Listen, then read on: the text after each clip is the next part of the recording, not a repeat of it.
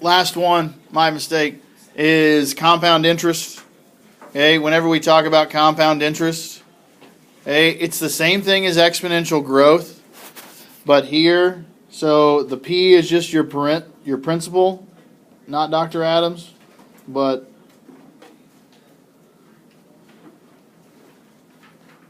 like the principal or your whatever your investment is.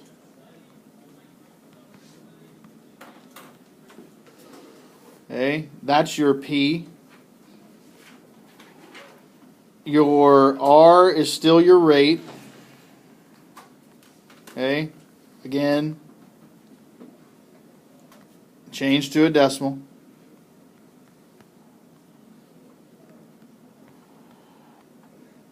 Your N is the number of times you compound per year. So that means basically that's like every time you have like a check-in with your bank. Okay, whenever they use a new value. So number of times you compound per year. T is still time in years. That doesn't change. Now, one thing that whenever we're dealing with N, if it says semi-annually, how many times do you think that happens a year? 2. What about if it says quarterly? 4 times a year. What if it says monthly? 12 times a year. Only in a leap year. What if it says daily? 365. Oh, forgot. Weekly. 52. That's why we put those down. So then you don't forget those. So if it says something, so like it says quarterly. Okay? Quarterly. I think quarterly should be fairly easy because how many quarters do you have in a dollar? 4. Okay? Monthly 12, weekly 52. You're probably not going to see any that say anything about being daily, but as far as, you know, if you have a $9,000 deposit, I'm basically going to set it up. I'm going to go 9,000. I'm going to go times 1 plus, turn my rate into a decimal, so 0.0146. I'm going to divide it by quarterly, which is 4, and then I'm going to take it to the n times t power, or 4 times 3 power.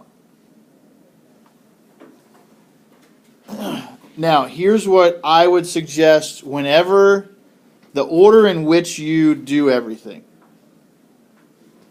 In terms of my calculator is concerned, whenever I type it in, so I don't have to type everything in there, because if I type it in at once, I've got to make sure everything's in there exact. So here's what I would suggest. Do whatever your rate is first. So I want to do that step first. Then, after I do that, so if I do because then I can get the exact answer. I can have 0.0146 and I can divide by 4. So I'm going to get a value of 0.00365. This one works out nice and neat because it actually terminates as far as a decimal. In some cases, whenever I divide by 12 or I divide by 52, it's not going to be a decimal that's going to just stop. Okay? And I don't want to round because it's an investment. Do you want the bank to round off your investment, or do you want them to use every number available? Because I'm getting money out of this, right? They're not going. I don't want them to cut money out of my investment. I want to take it for everything that it's worth. So then what I would do is I would then add the 1. So that would be step 2. So then whenever I add 1, I would have 1.00365. The next step of what I would do is to do taking it to the 12th power. So I would hit like the caret button and then 12. Because what should happen, it should keep your answer in there and just kind of roll with it as you go. So if I take it to the 12th power, then it becomes like 1.044 in this long decimal. I don't want to round that decimal off, and then the last thing that I would do is multiply it by 9,000. So whenever I do that, I'm going to end up with an investment of $9,402.21. Okay. We'll round off the change, but I don't want to round until the very end. Okay, because if I round at some point in the middle, all I'm doing is losing myself money. Okay. The bank's not going to do that whenever I pay, so I don't want to do it whenever they're giving me money. That makes sense?